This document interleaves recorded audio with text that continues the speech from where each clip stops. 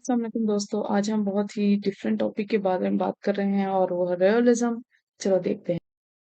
Realism basically एक literary movement थी और ये मूवमेंट का मकसद जिंदगी के तजर्बात, उनका हकीकत से करीब होने का जो तजर्बात थे, जो लोग थे, जो कहानियां थी, हर क्लास की उससे फर्क नहीं पड़ता था। क्योंकि अगर आपको याद हो, उससे पहले रेनेसांस में और इवन विक्टोरियन में भी बहुत सारा टाइम में एम्परर्स और किंग के बारे में बताते थे और वो अपर क्लास सोसाइटी को डिस्कस होता था, एक रॉयल ब्लड्स थे।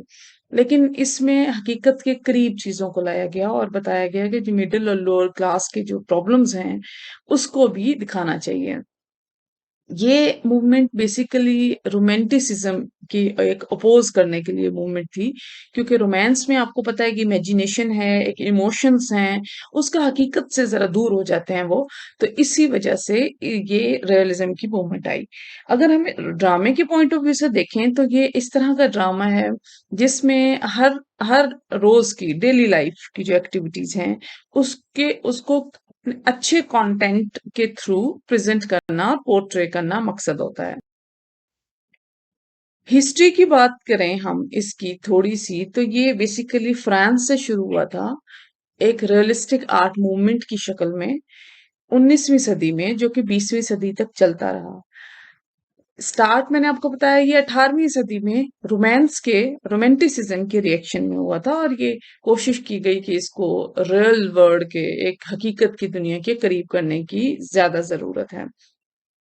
जो राइटर फ्रांस में जिन्होंने इसको स्टार्ट में बहुत काम किया, और बेशक ये एक नॉवेल्स की फॉर्म में भी आया और न्यूज़पेपर में सीरियल फॉर्म की एक सीरीज की फॉर्म में भी पब्लिश होने लगा। उनमें सबसे पहले नाम आता है ऑनोरे द बल्ज़ाक का। ऑनोरे द बल्ज़ाक ये फ्रेंच यूरोपियन लिटरेचर पे लिखते थे और ये फ्रांसीसी ऑथर थे। और इन्होंने जो नॉवल है ये जो इन्फ्यूज्ड किया है कैरेक्टर्स में, वो है कॉम्प्लेक्स कैरेक्टर्स और उनकी ऑब्जर्वेशन। कॉम्प्लेक्स कैरेक्टर्स होते हैं ये बहुत ही इस तरह के कैरेक्टर्स हैं जिनकी डिफरेंट साइड्स ऑफ ट्रेड्स होती हैं। मतलब ये जिंदगी में पंगे डालने में बड़े ही मशहूर होते हैं और बड़े इनकी वजह से कॉन्फ्लिक्ट्स आती हैं कैरेक्टर्स में, और ये बहुत सारे डिफरेंट सिचुएशंस में काम खराब करते हैं। तो इनकी बड़ी अजीब सी एक पर्सनैलिटी होती है। ये थोड़े सी एबनॉर्मैलिटी की डेफिनेशन से आप इसको डिफरेंट समझ सकते हो। फिर उसके बाद गुस्ताव फ्लोबर्ट, उसने बहुत काम किया है इस पर और उसने रियलिस्ट नरेशन को डाला है। नरेशन बेसिकली जो आजकल भी हम आपको पता है इस्तेमाल कर रहे हैं, और वो होता है कि कोई एक्शन या प्रोसेस एक कहानी को बताने का। सो इन दोनों ने बेसिकली इन चीजों को लेकर चले हैं, लेकिन बात और पॉइंट ऑफ व्यू और जिस चीज को फोकस किया गया वो उनकी रियलिटी थी, उस सोसाइटी के। थोड़ी सी नजर अगर हम यूनाइटेड स्टेट्स पे डालें तो यूनाइटेड स्टेट्स पे जो सबसे पहले काम किया गया या जिनका नाम हमारे सामने आता है वो विलियम डीन होवल्स हैं। 1837 में पैदा हुए थे विलियम डीन होवल्स। और एक ये अमेरिकन नॉवेलिस्ट भी थे, ये लिटरेरी क्रिटिक भी थे, ये प्ले राइट भी थे। तो इन्होंने रियलिज्म पर बहुत काम किया है। इवन उनका निक नेम रखा गया था the dean of American letters, क्योंकि उन्होंने अमेरिका को काफी रियलिस्टिक अप्रोच के साथ पोर्ट्रे किया है और अपने रीडर्स की तरफ या पब्लिक की तरफ उस उसको रिप्रेजेंट किया है। इनका ज्यादा मकसद मिडिल क्लास लाइफ को डिस्कस करना था और वो उसी के बारे में ज्यादा लिखते थे। दूसरा हमारे पास जो नाम आता है वो मार्क ट्वेन, आपने नाम सुना होगा, लेकिन मार्क ट्वेन उनका पेन नेम है, उनका असल नाम है सैमुअल क्लेमेंस। और ये वो पहले ऑथर थे जिन्होंने मिडिल अमेरिका से बेसिकली आए थे। मिडिल अमेरिका में बहुत सारे और स्टेट्स आते हैं, जैसे मेक्सिको है, सेंट्रल अमेरिका है, वेस्ट इंडीज है, कोलंबिया है, या वेनेजुएला है। तो ये मिडिल अमेरिका से हैं। तो वो चूंकि मिडिल अमेरिका को रिप्रेजेंट कर रहे थे तो उन्होंने उन्हीं के बारे में ज्यादा लिखा है। जैसे उनका एक 1884 का एक बहुत ही एक एडवेंचरस नॉवल है द एडवेंचर्स ऑफ हकरबरी फिन। तो ये सारा एक मिड वेस्टर्न सेक्शन जो है यूएस का, उस सारे को उन्होंने कैप्चर किया। और वो उस अपने एरिया की बहुत ही डिस्टिंक्टिव लाइफ और वॉइस समझे जाते थे और उनका नाम था। फिर स्टीफन क्रेन हमारे पास आता है। स्टीफन क्रेन्स का 1895 की जो सिविल वॉर का नॉवल है, द रेड बैज ऑफ करेज, ये मुख्तलिफ स्टोरीज के बारे में है, और ऐसी स्टोरीज के बारे में जिनको अमूमन डिस्कस नहीं किया जाता, क्योंकि वॉर या बैटल फील्ड की जो स्टोरीज होती हैं, जो बहुत ही ज्यादा, कुछ फैमिली सफर करती हैं, कुछ बहुत ही डिजास्टर्स सी, कुछ इंजरीज सी होती हैं, जो अमूमन राइटर जो है वो कभी इग्नोर भी कर देता है, लेकिन वो चूंकि रियलिटी बेस्ड थी, इसलिए बहुत सारी बातें बहुत करीब से सोसाइटी की लेकर डिस्कस की जाने लगी। और फिर आहिस्ता-आहिस्ता चूँकि पब्लिक में इसकी एनकरेजमेंट बढ़ने लगी, एप्रिसिएशन होने लगी, तो राइटर्स को भी अच्छा लगने लगा कि वो ज़्यादा से ज़्यादा जितना सच बोल सकें, जितना हकीकत के करीब बोल सकें, वो इसको लेकर जाएँ। और इवन उन्होंने वॉर के अलावा पॉवर्टी पे भी बहुत काम किया, क्योंकि गुर्बत भी एक ज़िंदगी की हकीकत है।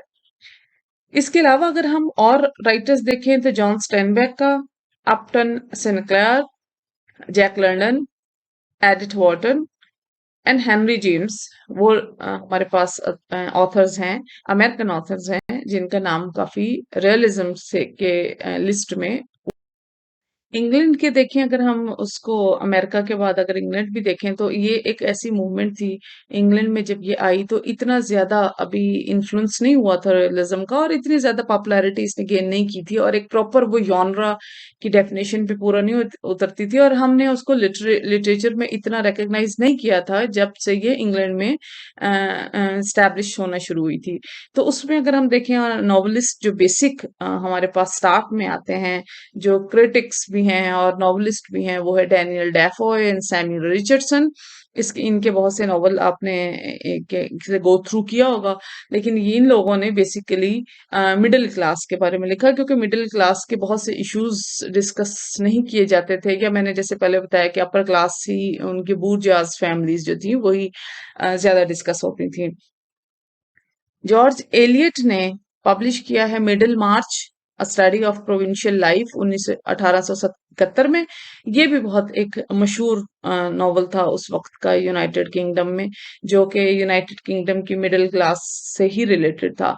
तो बहुत सारे लोग मिडिल क्लास की ही बात करते थे, लेकिन उनका अपने अपने इंटरेस्ट की बेस पे, जैसे कुछ लोगों का सिविल वॉर वॉर में हो सकता है, कुछ का इकोनॉमी में हो सकता है, कुछ का आपकी एजुकेशन में हो सकता है, कुछ की आपके लाइफ स्टाइल या आपकी जो एक डेली लाइफ एक्टिविटी उसमें हो सकता है। तो राइटर्स के different interest and concerns different थे, उनको जिस हिसाब से उनकी ऑब्जर्वेशन थी या उनका इंटरेस्ट था। लेकिन इन लोगों ने जो स्टार्ट में हमारे पास लोग आते हैं जिनका नाम आता है, उन्होंने मिडिल क्लास पे ही काम किया।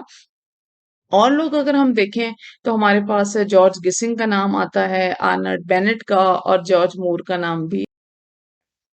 कुछ नॉवेल्स अगर एग्जाम्पल्स के तौर पे समझने के लिए डिस्कस कर लें हम, तो हमारे पास सबसे पहले आता है the adventures of Huckleberry Finn, Mark Twain का, 1884 में उसने लिखा था। फिर हमारा 1905 में एडिथ वॉर्टन का आता है हाउस ऑफ मिर्थ। 1905 में ही द जंगल लिखा गया अपटन सिंक्लेयर ने। 1895 में the red badge of courage, Stephen Crane ने ये लिखा था। 1878 में डेजी मिलर, एक नॉवल का नाम है, जो कि हेनरी जेम्स का लिखा हुआ नॉवल है। 1903 में एक नॉवल लिखा गया, the call of the wild, ये जैक लंडन इसके राइटर थे। 1871 में मिडल मार्च, जॉर्ज एलियट, ये आप सबको पता है। फिर 1847 में थेकरे का नाम आपको पता है, बहुत इंपॉर्टेंट है। नॉवल, जब आप हिस्ट्री और नॉवल की पढ़ते हैं तो थेकरे के बगैर ये मुकम्मल नहीं होता। सो विलियम मैकपीस थेकरे ने वैनिटी फेयर लिखा था, ये 1847 की बात है। 1847 में एक और नॉवल भी हम देखते हैं, जेन आयर, ये शार्लेट ब्रॉन्टे का है। और फिर 1929-39 में हम एक और नॉवल जो हमारे सामने नजर आता है, द ग्रैप्स ऑफ रैथ। सो ये एग्जाम, ताकि आपको समझ आए, और होपफुली आपको काफी समझ आ गई होगी।